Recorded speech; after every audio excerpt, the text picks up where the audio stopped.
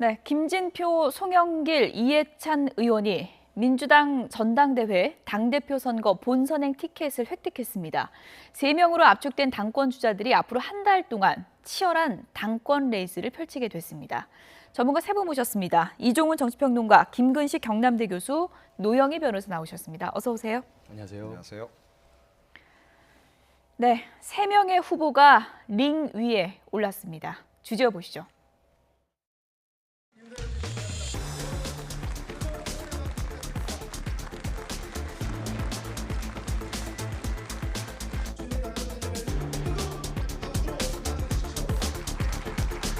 또 촛불 명령을 받들어 정권 교체를 해내고 지방선거 압승이라는 기록을 또 가질 수 있고 우리 당 사상 처음으로 당 대표가 쫓겨나지 않고 멀쩡하게 전당대회까지 준비할 수 있다는 당내 가풍을 만들어낼 수 있게 돼서 이 모두 다가 우리 애당 동지 여러분께서 도와주신 덕분이 아닌가 합니다.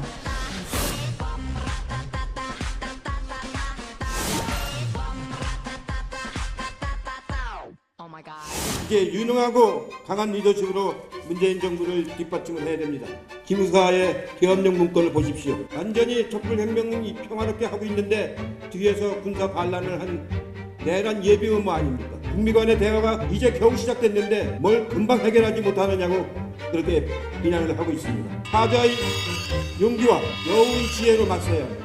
이경규하고 강호동이가 하는 함께 줍쇼 하는 프로 보셨죠? 저는 여러분에게 하나만 부탁드리겠습니다. 한 표만 주십시오. 한 표만 주십시오. 딱 한 표만 주십시오. 고용, 성장, 소비, 투자 거의 모든 영역에서 경제가 나아질 기미가 좀처럼 보이지 않고 있습니다. 첫째도 경제, 둘째도 경제, 셋째도 경제, 국민이 먹고 사는 문제를 해결해야 합니다. 유능한 경제정당을 만들어갈 경제 당대표 김진표가 적임자입니다, 여러분. 2년 전에 이 자리에 섰습니다.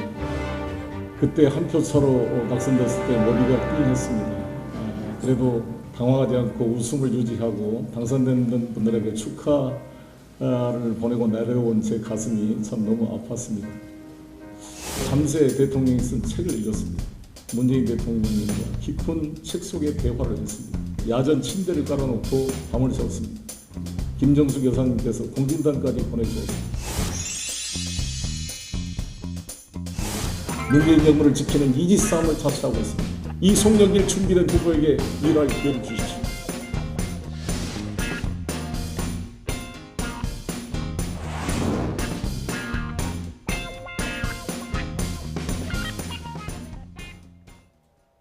네, 지금 소개해드린 이 3분의 후보가 링 위에 올랐습니다. 이제 본격적으로 한 달 동안 치열한 레이스를 펼치게 됩니다. 김근식 교수님, 네. 오늘 컷오프 3명, 이변은 없었던 거죠? 결국 이제 예. 이번에 전당대 표심은 이제 문심을 누가 많이 가져가느냐로 다 알려져 있었기 예. 때문에 뭐 범친문, 진짜 친문, 신문 이렇게 다양하게 문재인의 표심을 얻기 위해서 예. 많은 분들이 움직였고 저 3분인데 그렇습니다. 그 친문이 과정에서 누군가요? 원조 친문이라고 진문이라고 할 수 있는 이해찬 총리라고 볼 수 있고요. 예. 신문은 우리 송영길 의원이라고 볼 수 신문입니까? 그렇습니다. 왜냐하면 예. 이제 대선 이전까지만 해도 사실 송영길 의원은 좀 비노 비주류에 좀 속했던 경향이 예. 강했었는데 지난 대선 때 선거대책본부 총괄본부장을 맡으면서 사실은 문재인 대열에 합류를 했기 때문에 신문이라고 볼 수 있고요. 김준표 의원 같은 건 친문이면서 범친문 계열에 들어가죠. 정세균 의장하고도 친하면서 예. 친노와 계를 같이 했지만 친노 핵심으로는 사실 분류가 되지 않았던 분입니다. 그렇기 때문에 각각의 색깔은 좀 차이가 있습니다만 결과적으로 문재인 정부를 얼마큼 뒷받침할 수 있는 문재인 대통령을 지지하는 문심이 어디로 가느냐에 따라 적절히 분배가 된 것 같은데 예. 가장 큰 이변은 뭐 뒤에 이야기 나오겠습니다만 가장 먼저 출마 선언을 했던 박범계 의원이 그렇죠. 사실은 친문 중에 핵심이라고 이야기 됐었는데 탈락한 것이 의외의 결과인 것 예. 같은데 아마도 그 사정에는 문재인 대통령을 지지하는 많은 이 친문 계열의 이 표심이 예. 적절하게 표를 나누다 보니까 특정 한 군데 몰리기보다는 예. 아마 전략적으로 많은 계산 속에서 이렇게 3명을 뽑지 않았나 생각이 듭니다. 노영희 변호사님, 저희가 조금 전에 이제 그래픽으로 키워드를 정리해봤는데 다시 한번 좀 보여주시죠. 각 후보별 키워드입니다. 그러니까 김진표 후보는 유능한 경제정당, 송영길 후보 문정부 지키는 이지스함 상당합니다. 이지스함입니다. 이해찬 후보 적폐청산 못하면 퇴보다 극우 보수 공격을 했습니다. 이 세 분 중에서 친문 표심 잡기에 가장 적절한 표현은 어떤 거라고 생각하십니까? 사실 뭐 지금까지 나온 것으로 보면 이해찬 후보가 적폐청산을 내걸고 있고 예. 또 그동안에 이제 친노 진영의 사실 좌장 또 내는 친문의 좌장이라고 얘기를 하고 있기 때문에 뭐 제일 적합해 보일 수도 있죠. 게다가 이해찬 후보는 20년 동안 우리가 또 집권해야 된다는 또 얘기까지 하고 예. 있기 때문에 강한 그 여당의 모습을 그 각 당원들에게 선보이고 있기 때문에 또 그런 면에서는 좀 강점을 가지고 있고요. 또 김진표 후보 같은 경우에는 경제라고 하는 것을 사실은 지금 현재 그 문재인 대통령 정권에서 가장 취약점인데 그것을 얘기하면서 결국 앞으로 나아가야 될 바가 경제다라고 하는 것을 우리들에게 알려주기 때문에 또 의미가 있는 겁니다. 근데 이제 송영무가 아니죠. 송영길이죠. 죄송합니다. 예, 송영무 장관 얘기는 잠시 뒤에. 예, 송영길 장관 같은 경우에는 예. 사실은 이 두 분 사이에 껴가지고 솔직히 말하면 예. 어떤 식으로 스탠스를 잡을까 우리들이 궁금해했었는데 그러니까요. 젊음이라고 하는 것 내지는 아. 그 당의 혁신이라고 하는 것을 좀 내걸어야 된다라고 하는 예. 얘기가 그 안에서부터 나오고 있는 것을 좀 보이고요. 그러다 보니까 이지스함이라는 얘기가 지금 나오고 있습니다. 예. 그런데 지금 현재 표심이 뭐 어디로 갈지는 정확히는 모르겠습니다만은 이 세 가지 키워드가 사실은 전부 다 이 문 정권에서 지금 필요한 키워드가 아닐까 생각이 들고 앞으로 이제 어떤 행보가 이어질 것인지 좀 봐야 될 예. 것 같습니다. 송영길 의원, 조금 전에 김구식 교수님이 신문이라고 이제 표현을 해주셨는데 김정숙 여사께서 공진당 줄 정도면 상당히 가까운 거 아닙니까? 네, 그러니까 예. 좀 김 여사께서 굉장히 부담스러우셨겠어요. 네, 예. 그런데 뭐 어찌됐건 이제 송영길 의원 같은 경우에는 예. 지난번에 이제 2년 전에 도전했다가 한 표 차로 그때 지금 현재 이제 김상곤 예. 부총리에게 이제 한 표 차로 이제 지는 바람에 이 3위권 안에 못 들지 않았습니까? 그렇죠. 그래서 이번에는 정말로 반드시 돼야 되겠다. 그 절박함 때문에 사실은 이 모든 후보자들 가운데서도 그 누구보다도 이 문재인 캠페인을 굉장히 열심히 벌인 예. 이제 그런 그 경우에 이제 해당하고요.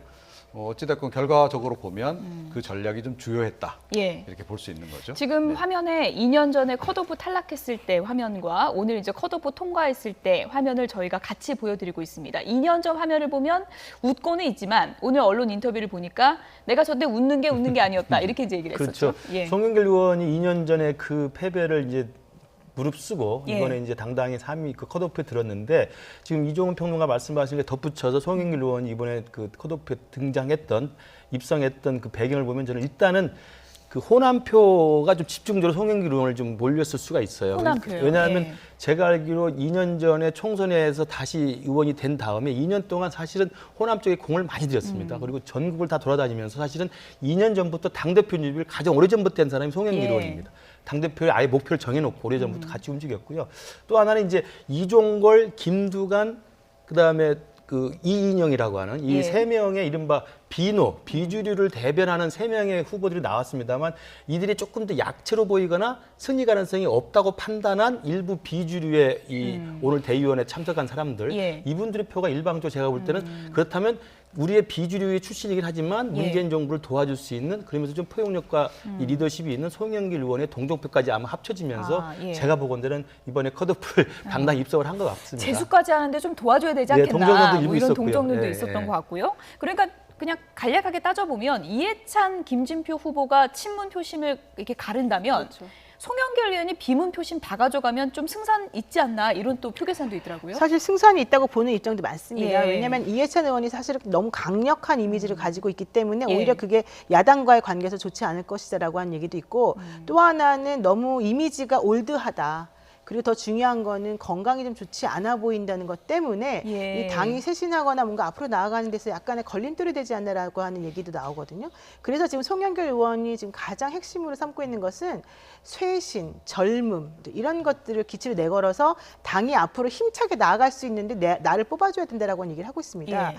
그리고 특히 송영길 의원 같은 경우에는 사실 국방 라인 쪽에서는 사실 상당한 위치를 차지하고 있어요. 이 그 정권 하에서 예. 물론 지금은 약간 조금 약화되긴 했습니다만은 북한과의 관계가 앞으로 개선이 되고 또 트럼프 대통령이나 뭐 서방 세계와의 이 그 김정은 정권과의 이 관계가 또 좀 유지가 된다라고 한다면 오히려 송영길 의원이 가지고 있는 장점이 부각될 수 있기 때문에 그런 면에서는 또 문재인 대통령을 도와줄 수 있다라고 생각도 하고 있거든요.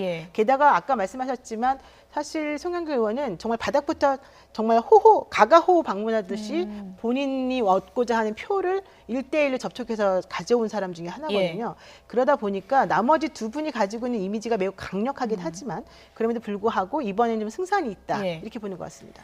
그럼에도 불구하고 이번 전당대회는 이해찬의 전당대회다. 그러니까 정치 고수인데 표 계산 안 하고 나왔겠느냐 이런 시각이거든요. 어떻게 보십니까? 그렇죠. 그러니까 이번 이 전당대회 관련해서 그러니까 막판까지 최대 그 관심사 내지는 변수로 많은 전문가들이 이야기했던 것이 이해찬 의원이 출마할 거냐 말 거냐. 그런데 이제 결국 출마를 이제 하신 거란 말이죠. 그러니까 충분히 이제 본인도 이제 저울질을 했을 것이고 분위기도 다 파악했을 것이고 그래서 승산이 있다라고 생각하고 이제 나온 거 아니겠습니까? 그리고 뭐 어찌됐건 당당하게 또 컷오프도 통과를 했고, 그러니까 만약에 이번에 그 컷오프에서 이해찬 의원이 탈락을 했다면 그게 이번 전당대회에서 아마 또 다른 최대 이변이 됐을 겁니다. 근데 그런 일은 없었다라는 거죠. 그런 점에서 역시 그래도 저력이 있다 이렇게 이제 평가를 해야 될 것 같고, 전체적으로 볼 때는 글쎄요, 그러니까 두 분께서는 송영길 후보에게 상당히 점수를 많이 주셨는데 컷오프 통과를 하긴 했으나 그럼에도 불구하고 많이 힘에는 붙일 것이다. 저는 이해찬 의원 승산이 가장 높을 것 이해찬 같다라고 의원하고 보시는 건가요? 김진표 의원이 거의 뭐 양강을 형성할 양강입니까? 거라고 보고요. 그 부분에서는 아마 이제 그 친문계들이 좀 아직은 고민을 하는 것 같아요. 그러니까 이 진보 분색을 좀 더 명확하게 계속 해나가는 것이 좀 좋은지, 아니면 그야말로 경제에서 속도 조절을 하는 것이 지금 당장 필요한 것인지에 대해서 이건 마지막에 이제 저울질을 할 거다 이렇게 생각합니다. 저도 아까 이제 송영길 의원이 이번에 컷오프에 이제 입성했다는 것을 제가 설명을 드린 거고요. 본선에 가서 3명을 놓고 한다면 송영길 의원이 승리 가능성이 높지는 않다고 봅니다. 열심히 하고 있는데, 왜냐하면 결국 문재인 대통령을 지지하는 친문 표심이 결국 관건이고, 그다음에 이번에 규정된 선거 규정을 보면요, 아주 특이합니다. 권리당원이 40%고요. 그다음에 대의원들 현장 투표가 45%입니다. 근데 사실 대의원과 권리당원은 사실상 지역위원장의 영향력하에 있고 가장 충성심이 강한 분들이거든요. 그리고 이제 여론조사가 일반 여론조사가 5%고, 일반 여론조사가 10%고, 당원을 여론조사가 5%입니다. 여론조사 비중 굉장히 낮춰놨어요. 그렇기 때문에 아마도 결국 친문 진영의 복심이나 친문 진영의 어떤 전략적 계산이 정리가 되면 한쪽으로 몰렸을 경우에는 결국 이해찬 후보 아니면은 김진표 후보가 갈 가능성이 큰데, 저 개인적인 생각으로는 이해찬 후보의 어떤 여러 가지 약점들, 아까 우리 노 변호사가 이야기한 것처럼 여러 가지 약점들, 너무 원로기 때문에 청와대가 부담스러울 수도 있고요. 너무 강성이기 때문에 야당과의 관계도 좀 부담스러울 수 있고요. 그러니까 저런 이해찬 총리의 강성 이미지는 사실은 위기 상황엔 필요하지만 지금같이 태평성대, 그러니까 민주당의 태평성대는 별로 필요하지 않을 수도 있다는 생각이 있을 수도 있어요. 그리고 또 안에 건강의 이미지에 대한 우려도 있기 때문에 아마도 저는 김진표 후보에게 막판에 문재인 표심, 그러니까 친문 진영의 표심이 몰린다면 김진표 후보가 될 가능성이 굉장히 높다고 생각합니다. 지금 말씀하신 김진표 후보, 첫째도 경제, 둘째도 경제, 셋째도 경제, 이거 경제정당 만들겠다고 했는데 친문 표심이 어느 정도 좀 먹힐까요? 어떻게 보십니까? 사실 지금 가장 아킬레스건이 경제거든요. 이 문재인 정부에 있어서는. 그렇다면은 경제를 가장 중요하게 내세우면서 청와대하고 같이 교류하겠다라고 하는 이미지를 내세우는 건 매우 잘한 전략이라고 봅니다. 다만 첫째도 경제, 둘째도 경제, 셋째도 경제가 통하기 위해서는 그에 걸맞는 구체적인 전략 플랜이 나와줘야 되는 거거든요. 근데 그런 것들이 과연 무엇인지에 대해서는 아직까지 구체화된 게 없어요. 그래서 사실 뭐 저는 김진표 의원이나 아니면 지금 저 이해찬 의원이나 다 당연히 강한 분들이기 때문에 의미가 있다라고는 보지만, 현재 지금 너무 친문으로 관계가 가는 것 자체에 대해서 또 부담감을 느끼는 부분들도 있기 때문에 그런 것들을 적절히 조화롭게 만들기 위해서는 정말 어느 정도 구체화된 플랜을 제시해 줄 수 있느냐가 또 중요한 변수가 될 거다, 이렇게 보고 있습니다. 좀 짓궂은 질문이 될 수도 있는데, 이해찬 후보가 이제 극우 보수 얘기하면서 방심하면 안 되나 이런 얘기도 했잖아요. 한국당 입장에서도 이제 3명을 딱 보고 있을 텐데 어느 후보를 응원할까요? 한국당은 어떻게 보십니까? 글쎄요, 이제 이게 좀 역설적이긴 한데, 그러니까 이해찬 리스크라고 이제 봐야 될 텐데요. 그러니까 자유한국당 쪽에서는 이해찬 의원을 선호할 가능성이 높습니다. 그렇습니까? 그러니까 워낙 진보 성향이 이제 강하기 때문에, 그러니까 이 대비 효과를 극대화할 수 있다는 거죠. 그래서 사실은 이제 자유한국당 쪽에서는 홍준표 전 대표가 그랬듯이 이 이해찬 의원도 일종의 그 자유한국당 입장에서는 엑스맨 역할을 좀 해줬으면 하는 그런 바람이 분명히 예. 있을 거다라고 생각하고요. 예. 사실은 그 지점을 친문계들도 지금 많이 고민을 하고 있는 그런 상황이다. 예. 이렇게 생각을 합니다. 어쨌든 이해찬 후보는 이제 20년 장기 플랜을 얘기했기 때문에 말씀하신 내용과는 이제 다른 주장을 하고 있는 걸 제가 이제 분명히 말씀드리겠고요. 조금 전에 이제 언급을 해주셨잖아요. 네. 박범계 의원 이번에 제일 먼저 출마 선언했는데 이번에 우는 또 후보가 됐어요. 그렇습니다. 예. 그 지난 2년 전 전당대회 때 송영길 후보가 컷오프 탈락한 예. 것처럼 박범계 후보도 사실은 일찍 출마 선언을 했었고 그다음에 친문 진영의 핵심이라고 분류가 됐었기 때문에 예. 무난히 통과할 거라고 생각했는데 예. 제가 볼 때는 이해찬 후보의 마지막 이제 출마 선언으로 예. 인해서 가장 큰 피해를 본 사람이 예. 바로 박범계 의원이 아닌가 뭐 싶습니다. 아차상 뭐 이런 거 그렇습니다. 그러니까 사실은 이해찬 예. 의원이 출마 선언 안 했다고 한다면 사실은 예. 김진표 후보는 계속 출마 입장을 밝혔기 때문에 핵심 친문 진영은 박범계 의원으로 몰릴 수밖에 없는 상황이었습니다. 그러나 이제 이해찬 의원이 뒤늦게 출마 선언을 하면서 결국 고심 끝에 그렇다고 한다면 지금 상황에서는 이해찬 의원이 컷오프에서 떨어진다는 것은 사실 민주당으로서 굉장히 큰 치욕 같은 거잖아요. 예. 그렇기 때문에 아마도 박범계 의원이 그 좀 된소리를 맞은 게 아닌가 싶고요. 또 한편으로는 전해철 의원이 사실 일반적으로 지금 이른바 삼철 중에서 예. 현장에 남아있는 정치 현장에 남아있는 유일한 복심이라고 이야기 되는데 전해철 의원이 경기도지사 경선 때 김진표 후보가 가장 많이 전력을 다해 도와줬다고 이야기를 하고 있습니다. 예. 그래서 사실은 전해철 의원이 공개적으로 김진표 후보를 돕겠다고 이야기했다가 최근에 이해찬 총리가 이 출마를 한다면 좀 중립적 이치로 공식 예. 좀 바꿔놨어요. 그렇지만 전해철 의원을 중심으로 한 친문 진영은 사실 또 김진표 의원에게 많이 가 있거든요. 그러다 보니까 아마 박범계 의원은 그쪽으로도 많이 좀 뺏기고 이해찬 총리가 나와서 뺏기면서 예. 제가 볼 때는 가장 큰 피해를 입은 게 아닌가 싶습니다. 제가 이 조금- 자리에 지난주에 와가지고 그 이해찬 의원이 출마 선언한 것에 대해서 얘기를 하면서 모두들 꺼려하던 일이 벌어졌기 때문에 사실 되게 슬퍼하고 신경 쓰고 있을 것이다라고 분명히 말씀드린 예. 기억이 나는데 지금 그게 그대로 발현이 되지 않았습니까? 근데 박범계 의원 같은 경우는 당연히 첫 번째로 본인이 뭐 출마 선언도 했지만 예. 그동안 또 이 당내에서 한 일이 많기 때문에 이번에 가능성이 좀 많아 보였다라고는 해요. 그렇지만 당연히 여론조사도 2위 정도 나왔었다라고 얘기를 하고 있어요. 그렇지만 그러니까 재선 의원이라고 하는 그 약간의 그 경력이 너무 짧다라고 하는 부분도 사실은 약간 아킬레스건이었거든요. 그래서 예. 저는 사실 박범계 의원이 말은 그렇게 했어도 그분이 그렇게까지 그 통과 가능성이 높다라고는 보지 않았었는데 그런 부분들에 대해서는 어느 정도 이해찬 의원이 나오면서 모두들 인정을 하고 있었을 겁니다. 예. 그러니까 그것 때문에 가지고 있는 뭐 여러 가지 문제점이나 이런 것들은 이제 앞으로는 썩 그렇게 중요한 것 같지는 않고 아마도 이제 지금 이해찬 의원이 나와서 하고 있는 여러 가지 그 당이 수습되거나 예. 이해찬 의원이 나오는 순간에 갑자기 쫙 정리돼 버리는 듯한 느낌이 딱 나오는 그런 것들을 오히려 이 당에서는 좀 원했고 또 오히려 그것으로 인해서 예. 카타르시스를 느낀 게 아닌가 좀 듭니다. 지금 말씀해 아니, 주신 근데요, 부분은 제가 예. 조금만 보태면 박범계 의원의 이번에 가장 결정적인 실패 요인은 뭐냐면요. 부엉이 커밍아웃을 너무 일찍 하셨어요. 그래서 그러고 보니까 지금 부엉이가 없습니다. 그러니까 예. 다른 부엉이들이 깜짝 놀란 거죠. 그래서 사실은 여러 후보로 이렇게 이번에는 일단은 예선전에서는 좀 우리가 뭐 각자 갈 길을 가자 그래서 이렇게 분산된 그런 상황이고 예. 저는 이 부엉이들이 결국 누구로 최종적으로 결집하느냐가 사실은 이 결선에서 예. 결정 요인이 될 가능성이 예. 높지 않나 이렇게 생각합니다. 일단 뭐 부엉이 모임 당 대표는 이제 물 건너간 것 같고 부엉이 표심이 어디로 가느냐가 중요하다고 하셨는데 안민석 민주당 의원이 이런 얘기를 했습니다. 이번 전당대회는 어차피 이해찬 전당대회다 이렇게 얘기를 했습니다.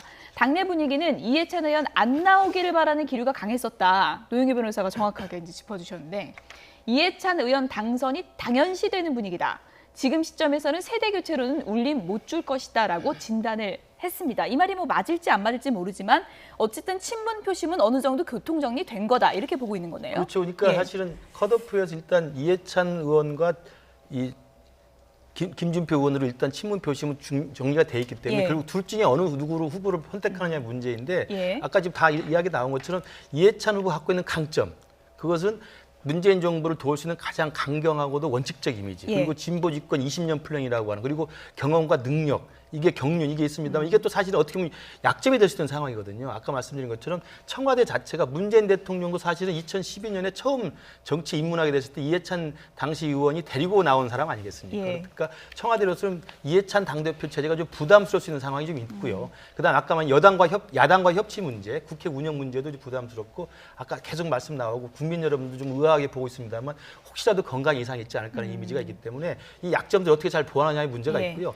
김진표 의원은 거는 제가 볼 때 아까 말씀드린 친노 핵심은 아닙니다. 친문 핵심은 아닙니다만 범친문 계열이 계속 있었고 그다음에 합리, 그다음에 경제 이 두 가지 화두를 장악하고 있기 때문에 예. 만약에 친문 진영에서 이번에 당대표는 공격적인 공세형 당대표보다는 안정적인 수세형의 수성의 어떤 안정적 리더십이 필요하다. 그리고 청와대의 원만한 관계가 필요하다고 예. 생각하면 김진표 의원에게 몰릴 가능성이 있다고 생각합니다. 예. 일단 뭐 전문가 분들께서 이해찬 후보 건강 문제를 이제 몇 번 거론을 했는데 이해찬 후보 본인은 이제 비염 빼고는 난 건강하다 이렇게 이제 며칠 전에 얘기했다는 점을 분명히 해드리겠습니다. 다음 얘기로 넘어가 보겠습니다. 기무사 문건 논란이 송영무 장관 거취 논란으로 번지고 있습니다. 주제어 보시죠. 자유분방하는 사람이기 때문에 저 사람하고 상대에서는 될 사람이 아니구나. 학자 입장에서 떠드는 것 같은 느낌이지. 예, 이건 소신이? 이건 소신이? 소신이라기보다도 좀 발언이 과했던 것을 제가 사과드립니다. 청와대로부터 경고를 받으셨다는데 무슨 경고를 받았어요? 조심하라고. 정말 걱정스러운 게 고려시대 때 문신들이 그렇게 했습니다. 말이 조금 거칠다더라도 국민들은 사이다 반응을 봅니다. 장관님만 믿고 있습니다. 거짓말하고 있다는 거예요? 그걸 묻는 게 아니잖아요. 지금 거짓 분명히 드러난 거짓. 저는 현재 36년째 군복을 입고 있는 군인입니다. 군인으로서 명예를 걸고 한 인간으로서 양심을 걸고 답변드리겠습니다. 유수령은 잘못된 것이 아니다. 유수령은 잘못된 것이 아니다. 법조계 문의를 해보니 최악의 사태를 대비한 계획은 문제가 될 것이 없다고 한다. 장관도 마찬가지 생각이다. 장관도 마찬가지 생각이다. 완벽한 거짓말입니다. 완벽한 거짓말입니다. 대한민국의 대장까지 마치고 장관하고 있는 사람이 거짓말하겠습니까? 그러면은 그렇게 장관을 갖다가 그렇게 얘기하시면은 안 됩니다. 예. 사실상 송영무 장관은 이미 대한민국 국군을 통솔할 자격과 역량이 어렵다는 지금 현실에 문재인 대통령은 하루빨리 대한민국 국군의 기강과 또 체제를 위해서 특단의 판단을 해야 하죠. 장관님만 믿고 있습니다. 특단의 판단을 해야 하죠.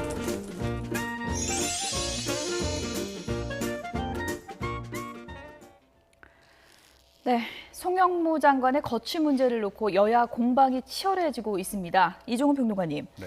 조금 전에 이제 저희가 보여드렸는데 지난해까지만 해도 한국당에서 우리 장관님만 믿습니다. 이런 발언이 나왔는데 이제는 물러나라 이런 얘기가 나오고 있습니다. 네, 그런 거죠. 그러니까 이제 자유한국당 쪽에서 보기에도 너무 이제 군의 이 통수가 제대로 안 되는 것 같다라는 생각을 지금 하는 겁니다. 이제 그런 거고 뭐 지난해까지만 하더라도 이 문정인 특보하고 거의 뭐 대척점에 있는 듯한 그런 그 모습을 많이 보였고 또 보수지향적인 그런 그 안보 관을 이제 많이 보여주다 보니 자유한국당 의원들이 사실은 임명 당시에는 좀 반대도 많이 했어요. 그런데 그때 좀 일시적으로 좀 지지를 하는 이제 그런 모습을 보였었는데 이게 뭐 이제 그 여야를 떠나서 그야말로 보수 진보를 떠나서 어떤 정권 하에서라도 있어서는 안 되는 일이 지금 벌어진 거잖아요. 그러니까 이 현직 어찌 됐건 뭐 대령이 국방부 장관, 그것도 어떻게 보면 직속 상관이라고 볼 수 있습니다. 기무사는 국방부 소속이기 때문에 직속 상관을 대놓고 이렇게 이제 창피를 준 이런 그 사건이 이제 벌어졌기 때문에 이와 관련해서는 어찌 됐건 뭐 오늘 이제 문재인 대통령도 약간 언급을 하긴 했는데 적절한 시점에 이 좀 문책을 좀 해야 되는 상황이 아닌가 이렇게 생각을 합니다. 이렇게 송영무 장관의 거취 문제가 논란이 되자 청와대도 오늘 입장을 밝혔습니다. 문 대통령 어떤 입장 밝혔는지 들어보시죠. 문재인 대통령은 오늘 오전 계엄령 문건을 둘러싼 논란에 대해 보고를 받고 다음과 같이 말했습니다. 문제의 본질은 계엄령 문건의 진실을 밝히는 것이다. 왜 이런 문서를 만들었고 어디까지 실행하려고 했는지를 철저히 규명해야 한다. 기무사 개혁의 필요성이 더 커졌다. 기무사 개혁 태스크포스는 논의를 집중해 기무사 개혁안을 서둘러 제출해 주었으면 한다. 송영무 국방장관을 비롯해 계엄령 문건 보고 경위와 관련된 사람들에 대해서도 잘잘못을 따져보아야 한다.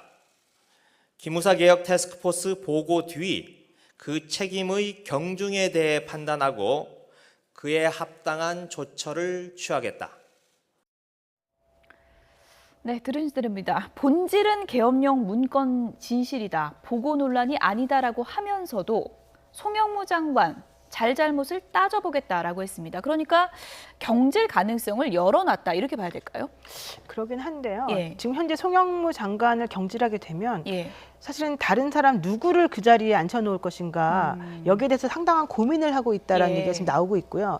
현재로서는 송영무 장관이 가지고 있는 태도나 발언의 경솔성 이런 것들 때문에 난감한 상황인 건 인정하고 있지만 그렇다고 해서 송영무 장관을 빼고 다른 사람을 그 자리에 대신했을 때 실제 국방부 개혁이나 기무사 개혁이 제대로 이루어질 것인가 예. 거기에 대해서는 회의적인 시각이 더 많다는 거죠. 그래서 제가 봤을 때 청와대에서 송영무 장관이 정말 괜찮아서라기보다는 본인들 보기에는 좀 미흡한 점이 있다 하더라도 예. 전체적인 측면에서 봤을 때는 이분이 계속 자리에 있어주는 것이 필요하다라고 하는 생각을 좀 하고 있는 것 같고 예. 또 그것과는 별개로 송영무 장관을 경질하고 안 하고의 문제라기보다는 국방부 내에서 조직적이고 체계적으로 자꾸 이 통수권자라던가 아니면은 지휘 체계 라인이라던가 이런 것들을 자꾸 흔들어내려고 하는 그런 그 좋지 않은 태도에 대해서 예. 지금 뭔가 경고장을 날리고 있는 모습으로 좀 보인다 네. 이렇게 좀 느낄 수 있습니다. 여러 가지 좀 딜레마가 있을 것 같습니다. 기무사 개혁도 시급한 문제인데 네. 또 지금 경질을 미루자니 또 야당의 공세가 상당히 좀 심각한 것 같고요. 청와대도 우선순위에 있어서 좀 고심이 있을 것 같습니다. 그러니까 이 사실 문제의 예. 발단에 대한 계엄령 문건 자체에 대한 수사를 먼저 하는 게 중요하고요. 그것은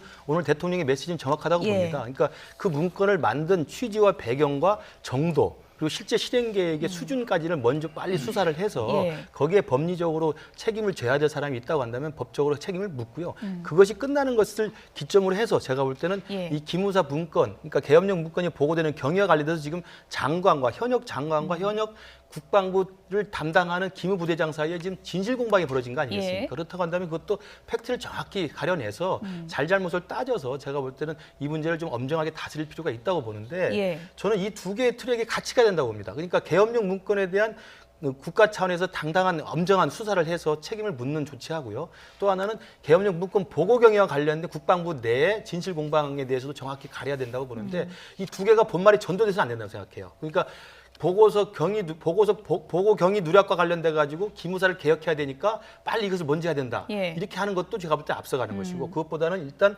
계엄령 문건에 대한 수사를 우선으로 하되 보고 누락과 관련돼서는 송영무 장관이 거짓말을 하고 있는 것인지 예. 기무부대장이 거짓말을 하고 있는 것인지 저는 이걸 명백히 따질 필요가 있다고 생각하고요.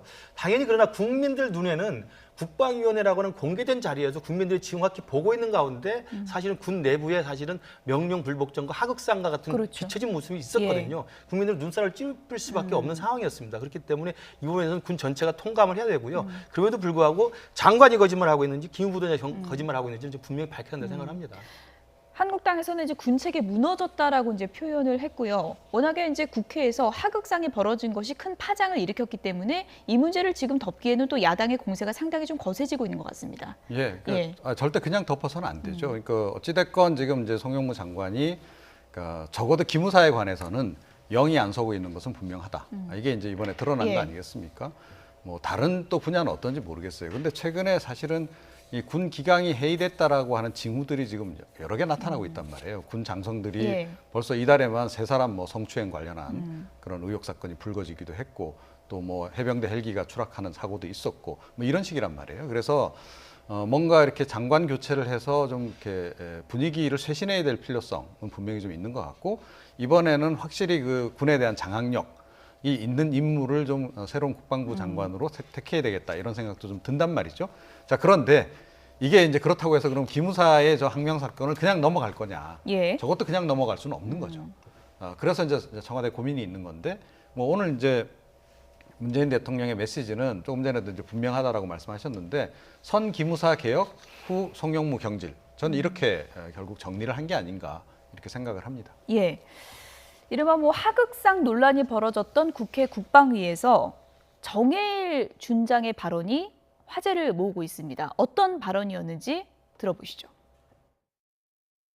장관님이 위수령에 관련돼서는 2월경에 위수령은 이제 현 법령에 맞지 않기 때문에 폐기를 해라. 그리고 7월 달에는 이미 위수령에 대한 문제는 장관님이 폐기 결재를 했기 때문에 국방부에서는 위수령에 대한 논의가 더 있을 수가 없고 기무사 문건은 계엄령에 관한 것입니다.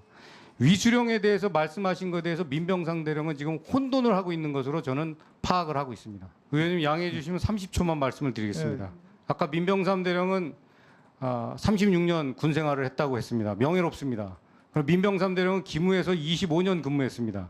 저는 레바논 동명부대장 지휘관을 했고 판문점에서 대대장을 했습니다. 순수한 야전 군인입니다. 굉장히 오늘 이 자리에서 경악스럽습니다. 지휘관이 한 발언을 왜곡하고 각색해서 국민 앞에서 보고한다는 것은 굉장히 놀랍습니다. 이상입니다.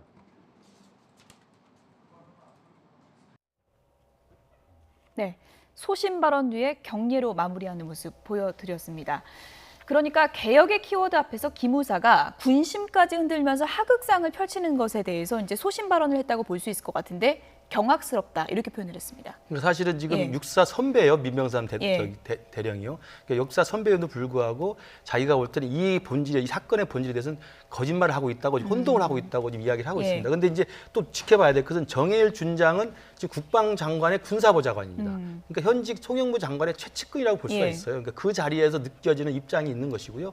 기무부대장으로서는 또 기무부대장이 제가 볼 때 지금 현둔해서는 안 될 게 지금 송영무 장관과 진실 공방을 벌이고 있는 이석구 기무사령관, 예. 그다음에 지금 국방부를 책임지고 있는 백 기무부대장 민병삼 대령은 예. 박근혜 정권 때 임명된 사람들이 아닙니다. 예. 문재인 정부 출범 이후에 기무사의 개혁을 명받고 새로 임명된 사람들입니다. 제가 알기로 백 기무부대장 민병삼 대령은 그 전에는 그 박근혜 정부 때는 백 부대장이 사실은 원스타였습니다. 준장이었는데 기무사가 새로 들어오면서 기무사 힘을 빼자고 그래서 백 부대장을 대령으로 낮춘 거거든요. 그리고 임명된 사람이기 때문에 예. 기무사의 개혁이라고 해서 이 사람들이 박근혜의 적폐로 몰려서는 저는 안 된다고 생각합니다. 그러니까 문재인 정부 때 임명된 두 사람이기 때문에 예. 이 사람들이 국방부 장관의 진실 게임에 지금 같이 논란이 되고 있어서 하극상으로 비춰지는데 예. 아까 제가 말씀드린 것처럼 누가 거짓말을 하고 있는가는 분명히 밝히면 될 거라고 생각하고요. 왜냐하면 7월 9일 날 간담회 때 14명이 같이 실국장 회의를 했다는 거 아니겠습니까? 그러면 나머지 13명이 다 알고 있는 상황이고 오래된 일도 아니기 때문에 예. 사실은 이걸 누구 하나가 하늘을 가릴 수가 없는 사건입니다.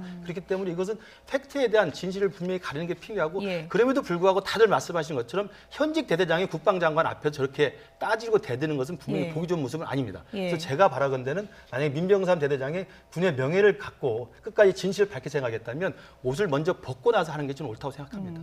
그래서 이제 한국당에서도 김진태 의원이 이렇게 얘기를 했습니다. 기무사령관부터 좀 경질해야 되는 게 아니냐, 물러나야 되는 게 아니냐라고 얘기를 했는데 어떻게 보십니까? 그 부분은? 그러니까 이석구 예. 사령관도 아까 말씀드린 것처럼 문재인 정부가 임명해서 다들 기억하시겠지만 금년 1월 달인가요? 가장 최강 한파에 기무사 그 대원들을 데리고 현충원에서 예. 세수 결의식을 가졌던 사령관이에요. 그러니까 과거 박근혜 정부 때 정치 개입했고 댓글 공작했던 기무사를 더 이상 정치 개입하지 않겠다고 예. 선언한 사령관이 이석구 사령관입니다. 그 이석구 사령관이 이제 송영무 장관과 진실 게임을 하고 있는 것 자체가 제가 볼 때 좀 납득이 안 되는 상황이에요. 그러니까 예. 이것은 기무사의 조직적 저항이라기보다는 제가 볼 때 똑같이 기무사의 개혁을 추진하고 있는 사람들 내부에서 진실 게임이라고 저는 보고 예. 있어요. 그러면서 전 진실이 빨리 좀 가려지길 바랍니다. 노영희 변호사님, 일단은 문재인 대통령이 이 문건에 대한 조사가 이제 먼저다라고 했고 송영무 장관 그 문제는 이제 후순이라고 이제 얘기를 했는데 지금 상황 돌아가는 거 보면 기무사하고 송영무 장관하고 기싸움을 하다 보니까 서로 거짓말이다 이렇게 얘기를 하고 있는 상황 아니겠습니까? 이 진실 여부부터 가려야 명확한 좀 진실이 드러나는 거 아니겠습니까? 당연히 가려야 예. 되겠죠. 그런데 그 가리는 것에 집중하다 보면 예전에 정윤회 문건 터졌을 때 그 본말 전도된 모습하고 비슷하게 양상이 돌아갈 수 있기 때문에 예. 문재인 대통령도 오늘 금희감 대변인을 통해서 이 사건의 본질은 그게 아니다. 이 사건의 본질은 기무사에서 그런 종류의 문건을 어떻게 작성하게 되는지 먼저 파악하는 게 중요하다라고 얘기를 했고요. 그래서 실질적으로 지금 그 홍영표 그 민주당 원내대표라던가 김성태 원내대표라던가 예. 이런 분들 김관영 또 바른미래 또 원내대표가 모두 모여서 그 특별수사단에서 얘기하고 보고한 이후에 한번 우리가 청문회를 열어서 한번 해보자라는 얘기도 했거든요. 그러니까 제가 봤을 때는 기본적으로 진실은 언제든지 밝혀질 수밖에 없는 구조인데 프레임을 어떤 식으로 끌고 갈 것인가 하는 것을 지금 현재 예. 결정하고자 한다. 그렇다면 대통령이 말한 방식대로 먼저 그걸 처리하는 것에 집중하는 게 필요하다. 이렇게 본다는 거죠. 한국당에서는 송영무 장관의 자질 문제를 논했지만 박지원 의원은 송영무 장관을 이럴 때일수록 지켜야 한다 이렇게 주장했습니다. 들어보시죠. 저는 맨 처음 보고요. 깜짝 놀랐어요. 어떻게 군이 저러한 지휘계통을 무시하고 장관과 대령이 그래서 저는 그래서 개혁에 대한 저항을 송영무 장관에게 망신은 주는 것으로서 이 국방통수권에 대해서 허물어 가는데 저는 여기서 물러가서는 안 된다고 생각합니다. 대통령한테 들이받은 거라고 봅니다. 저도. 뭐 본질적으로는 국군 통수권자는 대통령이기 때문에 그래서 지금은 송영무 장관도 약간 헤맨 건 있어요. 예. 그렇지만은 그것보다 이 조직적인 개혁의 저항, 기무사의 작태에 대해서 먼저 해결해야 된다. 그렇게 생각합니다. 예. 군은 명령에 살고 명령에 죽는데 예. 과연 국방장관을 그렇게 흔들어 가지고 거기서 밀려간다고 하면은 이 나라 군이 개혁되겠느냐? 예. 기무사의 조직적 행태, 그것부터 없애야 하는 게 우선순위고 그렇기 때문에 송영무 장관을 지켜야 한다. 이런 논리인데 어떻게 보십니까? 네, 뭐 그래서 이제 오늘 문재인 대통령이 그렇게 교통 정리를 나름 이제 하신 거죠. 지금 뭐 상황에서는 그럴 수밖에 없다라고 생각합니다. 다만 저 박지원 의원의 진단과 제가 조금 판단이 다른 부분은 송 장관이 뭐 조금 헤맸다라고 말씀하셨는데 예. 제가 보기엔 좀 많이 헤매고 계시는 것 같아요. 근데 예. 사실은 그러니까 지금 이거 그냥 웃어 넘길 일이 아닙니다. 그러니까 우리나라가 지금 안보가 지금 얼마나 중요한 그렇죠. 상황입니까? 사실은 남북한 관계가 해빙 무드로 접어들었을 때 이럴 때 더 군은 긴장을 하고 특히 뭐 한미 연합 훈련도 안 하고 이런다 그래서 기강이 해이돼서는 안 되는 거고요. 오히려 그 반대 방향으로 지금 분이 가야 된다라고 저는 보거든요. 그래서 예. 국방부 장관께서도 그러니까 이렇게 뭐 적당히 그냥 두루뭉실하게 모든 사안들을 이렇게 그냥 넘어가려고 하시지 마시고 좀 스스로 좀 이렇게 참모들 좀 조언을 좀 잘 들으셔서 예. 말씀도 좀 가려서 하시고 이런 때일수록 좀 더 긴장감을 가지고 그 직에 좀 임해 주셨으면 하는 그런 생각입니다. 일단은 이제 문건의 진실 여부를 가리는 게 중요하다는 청와대 입장이 나왔는데요. 수사 상황을 좀 지켜보도록 하겠습니다. 거취 문제가 또 논란이 되고 있는 분이 있습니다. 어떤 분일까요? 야당의 목소리 들어보시죠. 어제 경찰청 인사를 하면서 본청의 경찰청장이 새롭게 임명되면은 서울경찰청장은 경찰청 인사 갈래상 자리를 비키든지 자신의 옷을 벗든지 하는 겁니다. 그런데 이주민 서울경찰청장은 드루킹 수사의 부실 수사의 본 혜택으로 서울청장에 그대로 유임시켰습니다. 이건 국민을 우습게 봐도 너무나 우습게 보는 처사가 아니라는 점을 분명히 지적하지 않을 수 없습니다. 이런 서울경찰청장을 유임을 시켰습니다. 그러면서 청와대 언론에 보도된 걸 보면 이주민 경찰청장을 면직이나 아무튼 다른 뭐 이렇게 인사 조치를 하게 되면 드루킹 특검에 대해서 자신들의 잘못을 인정하는 것이 되기 때문에 유임시켰다. 지금 그런 말들이 나오고 있습니다. 명백한 잘못을 저지르고 불법을 저질렀으면 거기에 상응하는 조치를 취하는 것이 청와대 이 정부가 할 일이지. 자신들의 잘못을 인정하기 싫어서 유임을 시켰다. 그걸 그렇게 뻔뻔스럽게 말하는 이게 나라입니까? 네, 드루킹 댓글 조작 사건에 대한 경찰의 부실 수사 논란, 저희도 여러 차례 보도를 해드린 바 있는데요. 이주민 청장이 유임이 됐습니다. 이 부분은 어떤 의미로 해석을 해야 됩니까? 그러니까 지금 예. 뭐 야당 원내대표가 다 지금 뭐 언성을 높이고 있는데 예. 그러니까 관례적으로는 서울 본청의 경찰청장이 바뀌면 그 당시에 서울 경찰청장은 사실은 자리를 바꾸거나 면직하는 게 지금까지 예. 관례였다는 거죠. 그러니까 사실은 최소한으로 이주민 청장이 지금 정부 측 설명으로는 임명된 지 8개월밖에 되지 않았기 때문에 그 임기를 채우는 게 중요하다는 이야기를 하고 있습니다. 예. 뭐 그것도 일리가 있는 말이지만 만약에 그 관례에 맞추고 야당의 반발을 고려했다고 한다면 면직이 아니라면 사실 다른 자리로 보임을 옮겨줄 수도 있는 거거든요. 예. 근데 그렇지 않고 서울 경찰청장을 그대로 유임시켰다는 점에서 아마 화가 난 것 같은데 가장 큰 논란은 아까 그 김동철 대표가 말한 것처럼 드루킹 댓글 조작 사건에 대해서 당시 이주민 서울경찰청장이 사실은 김경수 의원과 드루킹과 아무런 이 문자를 확인하지 않았다고 먼저 사실은 잘못된 예. 정보를 이야기하는 바람에 나중에 예. 좀 논란이 된 적이 있어요. 그 그리고 또 부분을 예. 그래픽 보면서 다시 좀 정리를 해보면 그렇죠. 지난 4월이었죠. 이주민 청장이 드루킹이 보낸 텔레그램 문자 김경수 의원이 대부분 확인하지 않았다라고 단정지어서 얘기를 했는데 며칠 뒤에 문자를 주고받은 정황이 그대로 드러났지 않습니까? 그래서 이제 사과까지 했었잖아요. 그렇죠. 그러니까 예. 당시에 수사 주체의 최고 책임자인 서울경찰청장이 저렇게 잘못된 이야기를 기자간담회에서 예. 했기 때문에 논란이 됐었고요.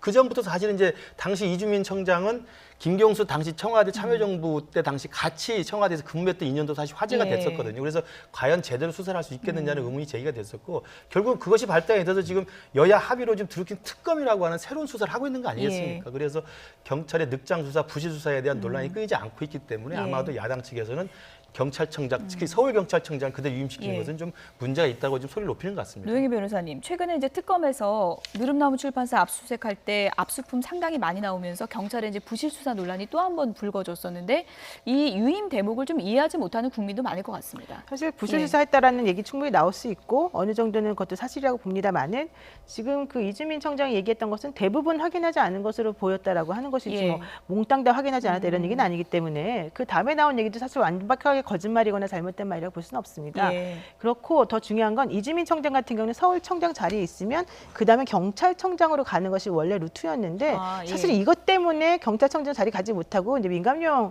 청장이 사실은 지금 얘기되지 않았습니까?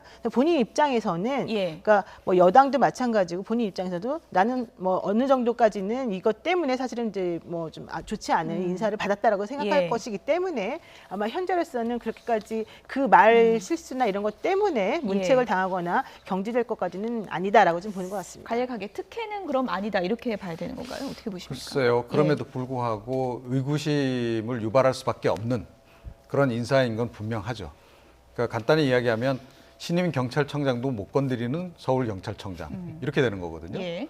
예, 그러면 결국 이 청와대 의지가 반영된 것으로 이렇게 국민들은 해석을 할 수밖에 없는 거고 드루킹 사건하고 당연히 연결시켜 생각할 수밖에 없는.